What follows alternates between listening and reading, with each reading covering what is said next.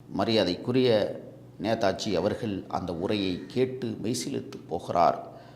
உடனடியாக அந்த உரையை கேட்ட நேதாஜி அவர்கள் பசும்பொன் திருமகனாரை கொல்கத்தாவிற்கு அழைத்துச் சென்று தன் தாயிடம் அறிமுகப்படுத்தி, உன்னுடைய கடைசி மகன் உன்னை காண வந்திருக்கிறான் என்கிற அளவிற்கு ஒரு உறவு பாசம் நீட்டிய அந்த மகத்தான மாமனிதன் நேதாஜி முத்துராமலிங்கனாரை வரவேற்று உச்சி முகழ்ந்து முத்தம் கொடுத்து வரவேற்று அவருக்கு உபசரித்து கொடுத்த நேதாஜியின் தாயார் அவர்கள் மிகப்பெரிய அளவில் அவருக்கு பேருதவியாக விளங்கினார்.